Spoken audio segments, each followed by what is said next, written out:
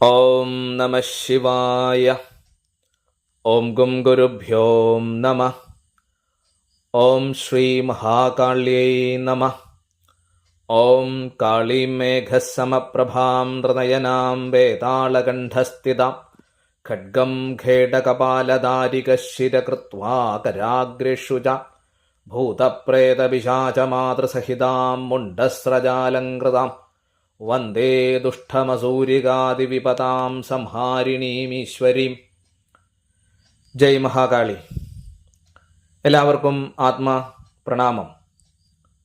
Himalayan സിദ്ധാശ്രമ yoga സാധക കേന്ദ്രത്തിൻ്റെ തന്ത്രപഠന പരിശീലന ഗവേഷണ സ്ഥാപനമായ ശൈവ ശാക്തേയ താന്ത്രിക വിദ്യാപീഠത്തിൻ്റെ തന്ത്രപരിചയ ക്ലാസ്സിലേക്ക് പ്രവേശിച്ച നിങ്ങൾ ഓരോരുത്തരെയും സസ്നേഹം ഈ ക്ലാസ്സിലേക്ക് സ്വാഗതം ചെയ്യുന്നു. ഞാൻ ആചാര്യ കൃഷ്ണകുമാർ. വരുന്ന 7 ദിവസങ്ങളിലെ ക്ലാസ്സുകൾ അമ്മയുടെ അനുഗ്രഹപ്രകാരം, അനുവാദപ്രകാരം ഞാനാണ് നിങ്ങൾക്കായിട്ട് എടുക്കുന്നത്. തന്ത്രശാസ്ത്രത്തെക്കുറിച്ച് വളരെ ലളിതമായി നമുക്ക് ഈ വരുന്ന ക്ലാസ്സുകളിൽ പരിചയപ്പെടാം. നമ്മൾ ഏതൊരു വിഷയം പഠിക്കുന്നതിന് മുമ്പും അതെന്താണെന്നും അതെന്തിനാണെന്നും അതെങ്ങനെയാണെന്നും മനസ്സിലാക്കിയിരിക്കണം. ഇതാണ് ശരിയായ ശാസ്ത്രീയമായ പഠനരീതി. നമ്മൾ ചരിത്രത്തെക്കുറിച്ച് പഠിക്കാൻ പോകുന്ന സമയം, ഒരു ചരിത്ര സംഭവത്തെക്കുറിച്ച് മനസ്സിലാക്കാൻ പോകുന്ന സമയം, ആദ്യം അതെന്താണ്. ഇന്ത്യൻ സ്വാതന്ത്ര്യ സമരത്തെക്കുറിച്ച് നമ്മൾ പഠിക്കാൻ തീരുമാനിക്കുന്നു. ആദ്യം നമ്മളുടെ ചോദ്യം, എന്താണ് ഇന്ത്യൻ സ്വാതന്ത്ര്യ സമരം? 2, എന്തിനായിരുന്നു ഇന്ത്യൻ സ്വാതന്ത്ര്യ സമരം? 3, എങ്ങനെയായിരുന്നു ഇന്ത്യൻ സ്വാതന്ത്ര്യ സമരം? ഇവിടെ തന്ത്രശാസ്ത്രത്തെക്കുറിച്ച് പഠിക്കുമ്പോഴും ഈ 3 ചോദ്യങ്ങളാണ്. എന്താണ് തന്ത്ര? എന്തിനാണ് തന്ത്ര? എങ്ങനെയാണ് തന്ത്ര? എന്ത്, എന്തിന് എന്നുള്ളതാണ് ഇതിൻ്റെ സൈദ്ധാന്തിക ക്ലാസ്, തിയറി ക്ലാസ്. എങ്ങനെ എന്നുള്ളതാണ് അതിൻ്റെ പ്രാക്ടിക്കൽ ക്ലാസ്. നമ്മൾ നീന്തലിനെ കുറിച്ച് പഠിക്കാനായിട്ട് വളരെയധികം ആഗ്രഹിക്കുന്നു. നീന്തലിനെ കുറിച്ച് പഠിക്കാൻ ആഗ്രഹിക്കുമ്പോൾ അതുമായി ബന്ധപ്പെട്ട് നമുക്കൊരു പുസ്തകം കിട്ടി. എങ്ങനെയാണ് നീന്തേണ്ടത്, എന്തൊക്കെ തരത്തിലുള്ള നീന്തലുകളുണ്ട്. നമ്മൾ ഒളിമ്പിക്സിലും അതേപോലെയുള്ള മറ്റ് കായിക മത്സരങ്ങളിലുമൊക്കെ നീന്തൽ പ്രധാന ഒരു ഇനമാണ്. അതിനൊരുപാട് കോച്ചിങ് സെൻ്ററുകളൊന്നുണ്ട്. അപ്പോൾ അവിടെ ശാസ്ത്രീയമായിട്ട് അതിൻ്റെ സൈദ്ധാന്തിക തലം പഠിപ്പിക്കും അല്ലേ. എന്തൊക്കെ തരത്തിലുള്ള നീന്തലുകളുണ്ട്, നീന്തലിൽ ശ്രദ്ധിക്കേണ്ട കാര്യങ്ങൾ എന്തൊക്കെയാണ് എന്നൊക്കെ അവിടെ നമ്മളെ പഠിപ്പിക്കും. എന്ത്, എന്തിന്, എങ്ങനെ എന്നുള്ളത് അതിൻ്റെ പ്രാക്ടിക്കലാണ്. അത് നമുക്ക് പുസ്തകത്തിലൂടെ പഠിക്കാൻ സാധ്യമല്ല. അത് നീന്തൽ കുളത്തിൽ പോയി, നീന്തൽ കുളത്തിൽ ഇറങ്ങി, കൈയും കാലുമൊക്കെ പരിശീലകൻ പറയുന്നത് പോലെ ചലിപ്പിച്ച് അല്പം വെള്ളമൊക്കെ നമ്മൾ ആദ്യം കുടിച്ചിട്ടാണ് നീന്തൽ പഠിക്കുക. നമ്മളൊക്കെ സൈക്കിൾ ചവിട്ടൽ പഠിക്കുന്ന സമയത്ത്, എൻ്റെയൊക്കെ ഗ്രാമത്തിൽ ഞാനൊക്കെ കുഞ്ഞിലെ സൈക്കിൾ ചവിട്ട് പഠിക്കാനായിട്ട് പോയ സമയത്ത് അന്ന് പഠിപ്പിച്ചിരുന്ന ആള്, നമ്മളുടെ മൂത്ത ചേട്ടൻ പറഞ്ഞു, ഇതാണ് സൈക്കിള്, ഇതാണ് ഇതിൻ്റെ ബ്രേക്ക്, ഇതാണ് ഇതിൻ്റെ ഹാൻഡില്, ഇതാണ് പെറ്റില്, ഇതാണ് ചെയിന്, ഇതെങ്ങനെ ചവിട്ടണം എന്നതിനെപ്പറ്റി ആദ്യം അദ്ദേഹം ഒരു തിയററ്റിക്കലായിട്ടുള്ള ക്ലാസ് തന്നു. എന്താണ് സൈക്കിൾ? അപ്പോൾ ഒരു ധാരണ നമുക്ക് കിട്ടി. പിന്നെ എന്തിനാണ് സൈക്കിൾ ഉണ്ടെങ്കിൽ നമുക്ക് നടന്നു പോകുന്നതിന് പകരം സൈക്കിളിൽ കയറി പോവാം. കടയിൽ പോയി, അച്ഛനും അമ്മയൊക്കെ കടയിൽ പോയി ഒരു സാധനം വാങ്ങാൻ പറയുമ്പോൾ അന്ന് വർഷങ്ങൾക്ക് മുമ്പ് സൈക്കിളിലാണ് പോകുക. എങ്ങനെയാണ് സൈക്കിൾ ചവിട്ട് പഠിക്കേണ്ടത്, എങ്ങനെയാണിത് ചവിട്ടേണ്ടത് എന്നുള്ളത് ഒരുപാട് തവണ ഉരുണ്ട് വീണും ഒക്കെയാണ് നമ്മൾ പഠിച്ചത്. അപ്പം ഞാൻ പറഞ്ഞത്, നീന്തലിലാണെങ്കിലും സൈക്കിൾ ചവിട്ടൽ പഠനത്തിലാണെങ്കിലും അങ്ങനെ നമ്മൾ ഈ ലോകവുമായി ബന്ധപ്പെട്ട ഏത് വിജ്ഞാനശാഖ പഠിക്കുമ്പോഴും എന്ത്, എന്തിന് എന്നൊരു തലം അതിനുണ്ട്. അതാണ് അതിൻ്റെ തിയറി. എങ്ങനെ എന്നുള്ളതാണ് പ്രാക്ടിക്കൽ. നീന്തലിനെ പറ്റി പുസ്തകം വായിക്കുകയും അത് പഠിച്ചാലുള്ള പ്രയോജനങ്ങളെപ്പറ്റി മനസ്സിലാക്കുകയും ചെയ്തതാണ് തിയറി. നീന്താൻ ശ്രമിച്ചതാണ് പ്രാക്ടിക്കൽ. സൈക്കിളിനെ പറ്റി മനസ്സിലാക്കുകയും അതിൻ്റെ ഗുണങ്ങൾ എന്തൊക്കെയെന്ന് മനസ്സിലാക്കുകയും ചെയ്തതാണ് സൈക്കിൾ ചവിട്ട് പഠനത്തിൻ്റെ തിയറി. സൈക്കിൾ ചവിട്ടാൻ തുടങ്ങിയപ്പോൾ അത് പ്രാക്ടിക്കലായി. ഇവിടെ വരുന്ന 7 ദിവസങ്ങളിൽ എന്താണ് തന്ത്രശാസ്ത്രം എന്നതിനെക്കുറിച്ച് ലളിതമായി, എന്തിനാണ് തന്ത്രശാസ്ത്രം എന്നതിനെക്കുറിച്ച് വളരെ സമഗ്രമായിട്ട് നമ്മളൊന്ന് പഠിക്കുകയാണ്, തിയറി പഠിക്കുകയാണ്. ശേഷം 7 ദിവസത്തിന് ശേഷം നിങ്ങൾക്ക് താല്പര്യമെങ്കിൽ, ഇത്രയും കേട്ടിട്ട് എനിക്ക് ചെയ്യാൻ കഴിയും എന്ന് താല്പര്യമുണ്ടെങ്കിൽ, ഇതിൻ്റെ പ്രാക്ടിക്കൽ ക്ലാസ്സിലേക്ക്, പരിശീലന ക്ലാസ്സിലേക്ക് കടക്കാം. അപ്പോൾ തന്ത്രയുടെ ആമുഖപാഠങ്ങൾ താഴെ പോസ്റ്റ് ചെയ്യുകയാണ്. നമസ്തേ, ജയ് മഹാകാളി. തന്ത്ര എന്താണ്? തന്ത്രയെപ്പറ്റി പൗരാണികമായ പല ഗ്രന്ഥങ്ങളിലും പലതരത്തിലുള്ള വ്യാഖ്യാനങ്ങളുണ്ട്. അതിൽ വളരെ പ്രശസ്തമായ നിരുക്തകോശം എന്ന ഗ്രന്ഥത്തിൽ തന്ത്രയെപ്പറ്റി പറയുന്നത് തന്യതേ വിസ്താര്യതേ ജ്ഞാനം അനേനയിതി തന്ത്ര. ജ്ഞാനം അഥവാ പരമമായ അറിവ് വ്യാപിക്കപ്പെടുന്നത് കൊണ്ട് ശാസ്ത്രത്തിന് തന്ത്ര എന്ന് പറയുന്നു. നമുക്ക് ഇതിനെയൊക്കെ ലളിതമായിട്ട് പഠിക്കാം. ഇതൊക്കെ വളരെ വിപുലമായ വ്യാഖ്യാനങ്ങൾ വേണ്ട ഭാഗങ്ങളാണ്. നമുക്ക് വളരെ ലളിതമായിട്ട് പഠിക്കാം. അതായത് അറിവിലേക്ക്, ആത്മജ്ഞാനത്തിലേക്ക് നമ്മളെ നയിക്കുന്നതാണ് തന്ത്രശാസ്ത്രം എന്ന് പറയുന്നത്. ഏതൊന്നിനെ അറിഞ്ഞാലാണോ മറ്റെല്ലാത്തിനെയും കുറിച്ചുള്ള അറിവ് നമുക്ക് ലഭിക്കുന്നത്, ആ അറിവിനെ ജ്ഞാനം എന്ന് ഋഷികൾ പറയുന്നു. അല്ലെ, ഋഷികൾ ജ്ഞാനികളാണ്, താന്ത്രികർ ജ്ഞാനികളാണ്. അങ്ങനെ പരമമായ അറിവിലേക്ക്, ആത്മജ്ഞാനത്തിലേക്ക് നമ്മളെ നയിക്കുന്ന ശാസ്ത്രമേതോ അതുകൊണ്ട് ആ ശാസ്ത്രത്തെ തന്ത്രശാസ്ത്രം എന്ന് പറയുന്നു. മറ്റൊരു വ്യാഖ്യാനമുള്ളത് സർവേ അർദ്ധായേന തന്യന്തേ ത്രായന്തേ ച ഭയാഞ്ജന. ജനന മരണത്തിൽ നിന്ന് നമ്മളെ സംരക്ഷിക്കുന്ന ശാസ്ത്രമാണ്. അതുകൊണ്ട് തന്ത്രശാസ്ത്രത്തെ എന്തെന്ന് പറയുന്നു? ജനന മരണങ്ങളിൽ രക്ഷിക്കുന്ന ശാസ്ത്രമായതുകൊണ്ട് സർവേ അർദ്ധായേന തന്യന്തേ ത്രായന്തേ ച ഭയാഞ്ജന. അതായത് നമ്മളുടെ ജീവിതത്തിലെ എല്ലാ ഭയത്തെയും, ഏറ്റവും വലിയ ഭയം എന്ന് പറയുന്നത് മരണഭയമാണ്. ഞാൻ ഇന്ന് മരിക്കുവോ നാളെ മരിക്കുവോ എന്നുള്ള ഭയം, അല്ലെ, ജീവഭയം എന്ന് പറയും. അങ്ങനെയുള്ള എല്ലാ ഭയത്തിൽ നിന്നും, എല്ലാ ക്ലേശത്തിൽ നിന്നും, എല്ലാ രോഗത്തിൽ നിന്നും നമ്മളെ രക്ഷിക്കുന്ന ശാസ്ത്രമായതുകൊണ്ട്, എല്ലാം നേടിത്തരുന്ന ശാസ്ത്രമായതുകൊണ്ട് പുരുഷാർത്ഥങ്ങളെ നേടിത്തരും എന്നാണ് പറയുക. ധർമ്മ അർത്ഥ കാമ മോക്ഷം, അതിനെപ്പറ്റി നമുക്ക് പിന്നീട് പറയാം. അങ്ങനെ ഒരു ശാസ്ത്രമായതുകൊണ്ട് അതിനെ തന്ത്രശാസ്ത്രം എന്ന് പറയുന്നു. പിന്നെ നിത്യം വ്യാപിക്കുകയും നമ്മളെ സർവ്വതിൽ നിന്നും, സർവ്വ ദുഃഖങ്ങളിൽ നിന്നും രക്ഷിക്കുകയും ചെയ്യുന്ന ശാസ്ത്രമായതുകൊണ്ട് ശാരീരിക തലത്തിലെ ദുഃഖം, മാനസിക തലത്തിലെ പ്രശ്നങ്ങൾ, ബൗദ്ധിക പ്രശ്നങ്ങൾ, ആത്മീയ പ്രശ്നങ്ങൾ, കുടുംബത്തിൽ നിന്നുണ്ടാകുന്ന പ്രശ്നങ്ങൾ, നമ്മളുടെ ബിസിനസ്സിലെ പ്രശ്നങ്ങൾ, അങ്ങനെ കുടുംബം, വ്യക്തി, കുടുംബം, സമൂഹം, രാഷ്ട്രം, ലോകം, ഈ തലങ്ങളിൽ നിന്ന് നമ്മൾ നേരിടുന്ന അനേക പ്രശ്നങ്ങളിൽ നിന്ന് നമ്മളെ രക്ഷിക്കുന്ന, നമ്മളുടെ ഭൗതികവും ആത്മീയവുമായ ജീവിതത്തിന് ഐശ്വര്യാഭിവൃദ്ധികൾ നൽകുന്ന ശാസ്ത്രമായതുകൊണ്ട് അതിനെ തന്ത്രം എന്ന് പറയുന്നു. അത് നമ്മളുടെ നിത്യജീവിതത്തിന്റെ ഭാഗമാണ് തന്ത്രം. തനുദേ ത്രായതേ ച നിത്യം തന്ത്രമിതി വിതുർബുധ എന്നാണ് ശാസ്ത്രം. ഇനി തന്ത്രശാസ്ത്രത്തിന് മറ്റൊരർത്ഥമുണ്ട്. തന്ത്രി ഇതി ധാതോരിഹ ധാരണാർത്ഥാത് തന്ത്രന്തേ അനേന ഇതി തന്ത്ര. നമ്മളുടെ കുടുംബത്തെ രക്ഷിക്കുക എന്നുള്ളൊരു അർത്ഥമാണ് ഇവിടെ പറയുന്നത്. അതായത് നമ്മളുടെ ഐഹികതയിൽ നിന്ന് ജനത്തെ ത്രാണനം ചെയ്യുന്ന ശാസ്ത്രമാണ് തന്ത്രശാസ്ത്രം എന്ന് പറയുന്നു. ഞാനിത് ഉദ്ധരിച്ചത്, സംസ്കൃത ശ്ലോകങ്ങൾ ഉദ്ധരിച്ചത്, അതിൻ്റെ എവിടെയാണ് തന്ത്രശാസ്ത്രത്തെക്കുറിച്ചുള്ള പരാമർശമുള്ളത്? നമ്മൾ ഏതൊരു കാര്യവും പഠിക്കുമ്പോൾ അതിൻ്റെ പദ ഉൽപ്പത്തിയെക്കുറിച്ച്, അല്ലെങ്കിൽ ആ ശാസ്ത്രത്തിൻ്റെ ഉൽപ്പത്തിയെക്കുറിച്ച് മനസ്സിലാക്കണം. അപ്പോൾ എന്താണ് തന്ത്ര, എവിടെയാണ് തന്ത്രത്തെ പറ്റി പറഞ്ഞിരിക്കുന്നത് എന്ന ചോദ്യത്തിനുള്ള ഉത്തരമാണ് ഒരു ഉദാഹരണമായിട്ട് നിരുത്വ കോശത്തിൽ നിന്നുള്ള ഈ വരികളെ ഒന്ന് ഉദ്ധരിച്ചത്. ഇതെല്ലാം മനസ്സിലായില്ലെങ്കിലും കുഴപ്പമില്ല. അപ്പം ചുരുക്കത്തിൽ പറഞ്ഞാൽ ഇത്രയേ ഉള്ളൂ. നമ്മളുടെ ഭൗതികവും ആത്മീയവുമായ ജീവിതത്തെ ഐശ്വര്യപ്രദമാക്കുന്ന ശാസ്ത്രമാണ് തന്ത്രം. നമ്മളുടെ ജീവിതത്തിന് രണ്ട് തലങ്ങളുണ്ടെന്ന് ഋഷികൾ പറയുന്നു: ഭൗതിക ജീവിതവും ആത്മീയ ജീവിതവും. ഇത് പരസ്പരം വിഭിന്നങ്ങളല്ല, പരസ്പര പൂരകങ്ങളാണ്. ഒരു നാണയത്തിന്റെ രണ്ട് തട്ടുകൾ പോലെ, രണ്ട് പുറങ്ങൾ പോലെയാണ് ഇതും, ആത്മീയതയും ഭൗതികതയും. ആത്മീയ പുരോഗതിക്ക് ഭൗതിക ജീവിതം ഉപേക്ഷിക്കേണ്ട. ഒരു ദേവതയെ ദർശിക്കാൻ, ആത്മസാക്ഷാത്കാരം നേടാൻ നിങ്ങളുടെ ഇപ്പോഴത്തെ ജീവിതം ഉപേക്ഷിക്കേണ്ട. ഈ ജീവിതം നയിച്ചുകൊണ്ട് തന്നെ ദേവതാ ദർശനം, ആത്മസാക്ഷാത്കാരം ഗൃഹസ്ഥന് സാധ്യമാകുമെന്നാണ് തന്ത്ര പറയുന്നത്.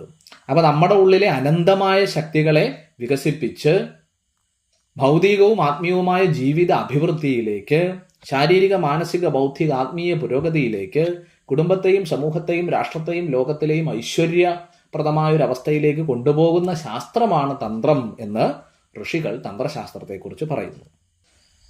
ചുരുക്കി പറഞ്ഞാൽ തന്ത്ര എന്ന ശബ്ദം അതുകൊണ്ട് അർത്ഥമാക്കുന്നത് ഇത്രയേ ഉള്ളൂ: നമ്മുടെ ഉള്ളിൽ കുടികൊള്ളുന്ന അനന്തമായ ശക്തികളെ അറിയുവാനും അവയെ ഉണർത്തുവാനും ആ ശക്തികളെ കൊണ്ട് ഭൗതികവും ആത്മീയവുമായ ജീവിത വിജയം നേടുവാനും സഹായിക്കുന്ന ശാസ്ത്രമാണ്. ശ്രേയസ്സും പ്രേയസ്സും, ഭൗതികവും ആത്മീയവുമായ ജീവിത വിജയം നേടാൻ തന്ത്രശാസ്ത്രം നമ്മളെ സഹായിക്കുന്നു. നമ്മളെല്ലാ മനുഷ്യരും ജീവിതത്തിൽ ആഗ്രഹിക്കുന്നത് സുഖമാണ്. ഞാനും നിങ്ങളും ഭൂമിയിൽ ജനിച്ച സർവ്വ മനുഷ്യരും സുഖം ആഗ്രഹിക്കുന്നു. നമ്മൾ ആരും യഥാർത്ഥത്തിൽ ദുഃഖം ആഗ്രഹിക്കുന്നില്ല. എന്താണ് സുഖം എന്ന് പറഞ്ഞാൽ? ശാരീരികമായ സുഖം, ശരീരത്തിന് രോഗങ്ങളില്ലാത്ത അവസ്ഥ, ബലവത്തായ സുദൃഢമായ സുശക്തമായ ഒരു ശരീരം, അംഗവൈകല്യങ്ങളില്ലാത്ത, അംഗഭംഗങ്ങളില്ലാത്ത, പൂർണ്ണ ബലത്തോടുകൂടിയ ഊർജത്തോടുകൂടിയ ഒരു ശരീരം നമ്മൾ ആഗ്രഹിക്കുന്നു. രോഗമില്ലാത്ത അവസ്ഥ, വേദനയില്ലാത്ത അവസ്ഥ, ഇതാണ് ശാരീരിക സുഖം എന്ന് നമ്മൾ പറയുന്നത്. മറ്റൊന്നെന്താണ്? മനസ്സിൻ്റെ ശാന്തത, മാനസികമായിട്ടുള്ള ടെൻഷൻ ഇല്ലാത്തൊരവസ്ഥ, മനസ്സ് സദാ സന്തോഷഭരിതമാകുന്ന അവസ്ഥ, എപ്പോഴും ആഹ്ലാദം നിറഞ്ഞു നിൽക്കുന്ന അവസ്ഥ, ദുഃഖമില്ലാത്ത അവസ്ഥ, മാനസിക പ്രശ്നങ്ങളില്ലാത്ത അവസ്ഥ, മാനസിക രോഗങ്ങളില്ലാത്ത അവസ്ഥ, ഇത് നമ്മൾ ആഗ്രഹിക്കുന്നുണ്ട്. ബൗദ്ധികമായ ശക്തി നമ്മൾ ആഗ്രഹിക്കുന്നു. വേണ്ട, നമ്മളുടെ ഭൗതിക ജീവിതത്തിലാണെങ്കിലും ആത്മീയ ജീവിതത്തിലാണെങ്കിലും വേണ്ട സമയത്ത് വേണ്ട രീതിയിൽ ശരിയായ തീരുമാനങ്ങൾ വേണ്ട സമയത്ത് എടുക്കാനുള്ള നമ്മളുടെ ഒരു കഴിവാണ് ഇന്റലക്ച്വൽ പവർ എന്ന് പറയുന്നത്. ഈ ലോകത്ത് ജീവിക്കണമെങ്കിൽ നമുക്ക് ബുദ്ധിപരമായ ശേഷി വേണം. അപ്പോൾ ബൗദ്ധികമായ ഉയർച്ച, ഏറ്റവും പ്രധാനമായി ആത്മീയമായ ഉന്നതി, നമ്മുടെ ഉള്ളിൽ കുടികൊള്ളുന്ന ഈശ്വരീയ ചൈതന്യത്തെ അറിയാനുള്ള നമ്മളുടെ അഭിവാഞ്ച. എല്ലാ മനുഷ്യരും ആഗ്രഹിക്കുന്നത് ആനന്ദമാണ്. നിത്യനൂതനമായ ആനന്ദമാണ് ഈശ്വരൻ എന്നാണ് ഋഷികൾ പറയുക. Ever new bless. അതും നമ്മൾ ആഗ്രഹിക്കുന്നു. അപ്പൊ ശാരീരികമായ സുഖം, മാനസികമായ സുഖം, ബൗദ്ധികമായ സുഖം, ആത്മീയമായ സുഖം. ഈ ശാരീരിക മാനസിക ബൗദ്ധിക തലങ്ങളിൽ, ആത്മീയ തലങ്ങളിൽ നമ്മൾ പലതരത്തിലുള്ള ബുദ്ധിമുട്ടുകൾ, പ്രശ്നങ്ങൾ നേരിടുമ്പോഴാണ് അത് രോഗങ്ങളായിട്ടും ജീവിതത്തിൽ പ്രതിസന്ധികളായിട്ടും പ്രശ്നങ്ങളായിട്ടും നമുക്ക് അനുഭവപ്പെടുന്നത്. മനസ്സെപ്പോഴും ടെൻസ്ഡ് ആണ്. കോടിക്കണക്കിന് രൂപ നമ്മുടെ കയ്യിലുണ്ട്, മനസ്സ് ടെൻസ്ഡ് ആണ്. ആ പണം കൊണ്ട് നമുക്ക് സുഖം കിട്ടുമോ? ഇല്ല. ധാരാളം ധനം കയ്യിലുണ്ട്, എപ്പോഴും ശാരീരിക രോഗങ്ങളാണ്. നമുക്ക് നടക്കാൻ സാധിക്കുന്നില്ല. ജീവിതത്തെ നമുക്ക് ആസ്വദിക്കാൻ കഴിയുമോ? ഇല്ല. ബുദ്ധിശേഷിയില്ല, ബൗദ്ധിക ശേഷിയില്ല, ശരിയായ തീരുമാനങ്ങൾ എടുക്കാൻ നമുക്ക് കഴിവില്ല. ജീവിതത്തിന് സുഖം ഐശ്വര്യം ഉണ്ടാകുമോ? ഇല്ല. നമ്മുടെ ഉള്ളിൽ അനന്തകോടി ശക്തിയോടെ കുടികൊള്ളുന്ന പരമേശ്വര ചൈതന്യത്തെ, ത്രിപുരസുന്ദരിയുടെ, മഹാകാളിയുടെ ശക്തി ചൈതന്യത്തെ അറിയാതെ നമ്മൾ ജീവിച്ചു മരിക്കുന്നു. ഹുവാമൈ, ഞാൻ ആരാണ് എന്നറിയാതെ മരിക്കുന്നു. എന്താണ് ഈ ജീവിതത്തിൻ്റെ ഉദ്ദേശം, ലക്ഷ്യം, ഇതറിയാതെ മരിക്കുന്നു. ജീവിതം പൂർണ്ണമാവില്ല. അപ്പോൾ തന്ത്രശാസ്ത്രം ശാരീരികവും മാനസികവും ബൗദ്ധികവും ആത്മീയവുമായ എല്ലാ ഐശ്വര്യങ്ങളും നൽകുന്നതാണ്. ഇതേ നമ്മൾ തന്നെയാണ് കൂടുമ്പോഴാണ് കുടുംബം ആകുക. കൂടുമ്പോൾ ഇമ്പമുള്ളതാണ് കുടുംബം. ഒരു മനുഷ്യൻ്റെ ജീവിതത്തെ ചിട്ടപ്പെടുത്തുന്നത്, അവൻ്റെ സ്വഭാവത്തെ രൂപപ്പെടുത്തുന്നത് അവൻ്റെ കുടുംബമാണ്. കൂടുമ്പോൾ ഇമ്പമുള്ളതാണ് കുടുംബം എന്ന് പറഞ്ഞു. അതായത് അച്ഛൻ, അമ്മ, ഭാര്യ, മക്കൾ, ഇതൊക്കെ കൂടുന്നതാണ് കുടുംബ വ്യവസ്ഥിതി. വസുദൈവ കുടുംബകം എന്നൊരു സങ്കല്പം തന്നെയാണ് ഭാരതത്തിന്. ലോകം മുഴുവൻ ഒരു കുടുംബമാണെന്നും ഓം ലോകാ സമസ്ത സുഖിനോ ഭവന്തു, ലോകത്തിന് മുഴുവൻ സുഖമുണ്ടാകട്ടെ, ശാന്തി ഉണ്ടാകട്ടെ എന്ന് പ്രാർത്ഥിക്കുന്ന ഏറ്റവും ശ്രേഷ്ഠമായ ഉത്കൃഷ്ടമായ ഒരു ജീവിതം പുലർത്തുന്നവരാണ് ഭാരതീയർ. നമ്മളുടെ ജീവിതത്തിൻ്റെ കെട്ടുറപ്പ്, ശക്തി എന്ന് പറഞ്ഞാൽ സുദൃഢമായ കുടുംബ ബന്ധങ്ങളാണ്. അപ്പോൾ കുടുംബത്തിൽ ഐശ്വര്യം ഉണ്ടാക്കാൻ, അഭിവൃദ്ധി ഉണ്ടാക്കാൻ തീർച്ചയായിട്ടും തന്ത്രസാധനകൾ നമ്മളെ സഹായിക്കും. അതുപോലെ നമ്മളുടെ പ്രൊഫഷൻ, നമ്മൾ അധ്യാപകനാകാം, ചിലപ്പോൾ സാധാരണ ഒരു ജോലി ചെയ്യുന്ന ഒരാളാവാം, ഒരു പ്രൈവറ്റ് ജോബാവാം, ഗവൺമെൻറ് ജോലിയാവാം, പലതരത്തിലുള്ള ജോലികളുണ്ടാവാം. ആ ജോലിയിൽ നിന്ന് നമ്മൾ ആഗ്രഹിക്കുന്നത് ധനപരമായിട്ടുള്ള ഐശ്വര്യം ഉണ്ടാവണം, ധനസമൃദ്ധി ഉണ്ടാവണം. എന്തിനാ ധനം കിട്ടുന്നത്? നമ്മളുടെ ആഗ്രഹങ്ങൾ പൂർത്തീകരിക്കാൻ വേണ്ടിയാണ്. ഈ ലോകത്ത് ജീവിക്കണമെങ്കിൽ ധനം വേണം. ധനം വേണ്ടാന്ന് തന്ത്രം പറയില്ല. നിങ്ങൾ എല്ലാ ഐശ്വര്യാഭിവൃദ്ധികളോടും കോടിക്കണക്കിന് ഐശ്വര്യത്തോടു കൂടി, കോടിക്കണക്കിന് രൂപയുടെ ഐശ്വര്യത്തോടു കൂടി ജീവിക്കണമെന്നാണ് തന്ത്രശാസ്ത്രം പറയുന്നത്. അതിനുള്ള അനേകം ടെക്നിക്കുകൾ തന്ത്രത്തിൻ്റെ ഉയർന്ന തലങ്ങളിലുണ്ട്. അപ്പോൾ പൈസ ഉണ്ടെങ്കിലേ ഈ ലോകത്ത് ജീവിക്കാൻ പറ്റൂ. നമുക്കൊരു ജ്യൂസ് കുടിക്കണമെങ്കിൽ പോലും ഉയർന്ന ലോകങ്ങളിലാണെങ്കിൽ ഇച്ഛാമാത്രയിൽ കിട്ടും. പക്ഷേ ഭൂമിയിലാണെങ്കിൽ കർമ്മ നിയമമുള്ളതാണ്. കർമ്മലോകമാണ് ഭൂമി. പണിക്ക് പോകണം, പൈസ വാങ്ങണം, അതുകൊണ്ട് കടയിൽ കൊടുത്താലേ ജ്യൂസ് കിട്ടും. അപ്പോൾ തന്ത്രശാസ്ത്രം നമ്മളെ പഠിപ്പിക്കുന്നത് പ്രായോഗികതയാണ്.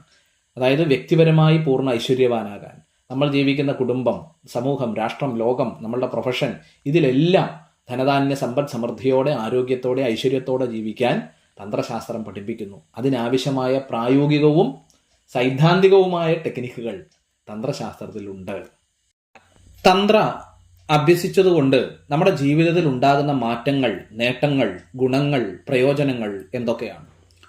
തന്ത്രശാസ്ത്രം ചിട്ടപ്പെടുത്തിയത് ഭാരതീയ ഋഷിവര്യന്മാരാണ്.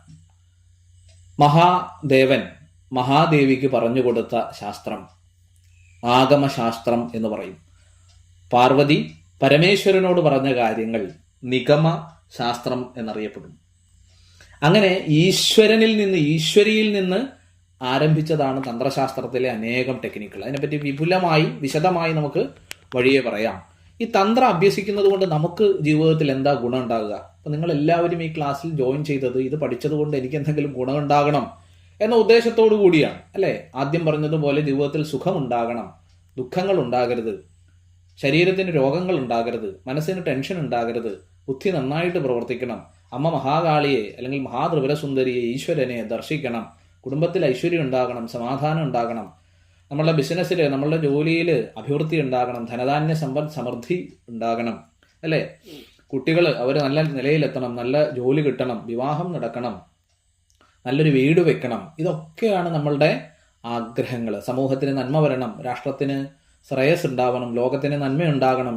ഇങ്ങനെയാണ് നമ്മൾ ആഗ്രഹിക്കുന്നത്. അതായത് നമ്മളെല്ലാം ആഗ്രഹിക്കുന്നത് സുഖമാണ്, സന്തോഷമാണ്, നമ്മളെല്ലാം തേടുന്നത് ഈ ആഹ്ലാദമാണ്, ആനന്ദമാണ്. ഇത് നേടിത്തരാൻ തന്ത്രശാസ്ത്രത്തിന് കഴിയും. 100% സത്യമാണ്. കാരണം ഈ ശാസ്ത്രം ഉത്ഭവിച്ചത് പരമശിവനിൽ നിന്നാണ്, ഈശ്വരനിൽ നിന്ന് ആരംഭിച്ച ശാസ്ത്രം. പരമേശ്വരൻ പരമേശ്വരിയോട് ഉപദേശിച്ച ശാസ്ത്രം, പരമേശ്വരി പരമേശ്വരനോട് പറഞ്ഞ ശാസ്ത്രം ആയിട്ടാണ് തന്ത്രശാസ്ത്രത്തെ പറ്റി പറയുക. അപ്പൊ ഈശ്വരനിൽ നിന്ന് ഉത്ഭവിച്ച ശാസ്ത്രമാണ് തന്ത്രം, മനുഷ്യനാൽ സൃഷ്ടിക്കപ്പെട്ടതല്ല. ഭാരതീയ ഋഷിവര്യന്മാർ അവരെ വിളിക്കുന്നത് മന്ത്രദ്രഷ്ടാക്കൾ എന്നാണ്. അതായത് മന്ത്രകർത്താക്കളെന്നല്ല. ഋഷി പറയുന്നു, മന്ത്രം കൈകൊണ്ട് എഴുതിയത് ഞാനാണ്, പക്ഷെ ഇത് എൻ്റേതല്ല. ഇത് ആരുടേതാണ്? ഇത് ഈശ്വരൻ എനിക്ക് പറഞ്ഞു തന്നതാണ്. അപ്പൊ തന്ത്രശാസ്ത്രത്തിൽ പ്രധാനമായി വരുന്നത് ദേവതാ ഉപാസനകളാണ്. അതിൽ 6 മാർഗങ്ങളുണ്ട്. മുമ്പത്തെ 10 ഓഡിയോ ക്ലിപ്പുകളിലായിട്ട് യൂട്യൂബിൽ നിങ്ങൾക്ക് ആദ്യം കിട്ടിയിരുന്നതിൽ അതിനെപ്പറ്റി വിശദമായിട്ട് പറയുന്നുണ്ട്. ശിവാരാധന ശൈവം എന്നറിയപ്പെടും. വൈഷ്ണവാരാധന വിഷ്ണുവിനെ പൂജിക്കുന്ന മെത്തേഡ് വൈഷ്ണവം എന്നറിയപ്പെടുന്നത്. ദേവിയെ ഉപാസിക്കുന്ന ശാക്തേയ വിഭാഗം തന്ത്രശാസ്ത്രത്തിലുണ്ട്. മുരുകനെ ഉപാസിക്കുന്ന സുബ്രഹ്മണ്യ സ്കാന്ത സമ്പ്രദായം ഇതിൻ്റെ അകത്തുണ്ട്. ഗണപതി ഉപാസിക്കുന്ന ഗാണപത്യ സമ്പ്രദായമുണ്ട്. സൂര്യോപാസനയുമായി ബന്ധപ്പെട്ട സൗരോപാസനകളുണ്ട്. അതുപോലെ തന്നെ വിവിധ തരത്തില് കൗളം, മിശ്രം, സമയം എന്നിങ്ങനെ തന്ത്രത്തെ തിരിക്കാറുണ്ട്. തന്ത്രം, ആഗമം, സംഹിത എന്നിങ്ങനെ തന്ത്രശാസ്ത്രത്തിൽ വിവിധ ഭാഗങ്ങളുണ്ട്. അതിനെപ്പറ്റി നമുക്ക് വിശദമായിട്ട് പഠിക്കാം. അപ്പോൾ ഇതിൽ ഏത് ദേവതയെ നമ്മൾ ഉപാസിച്ചാലും നമ്മളുടെ ജീവിതത്തിൽ ഐശ്വര്യം ഉണ്ടാകും. എന്താണ് ദേവത എന്ന് പറഞ്ഞാൽ? ദിവ് എന്ന സംസ്കൃത ധാതുവിൽ നിന്നാണ് ദേവത എന്ന പദം ഉണ്ടായത്. പ്രകാശിക്കുന്നത്, ജ്വലിക്കുന്നത് എന്നുള്ള അർത്ഥമാണ്.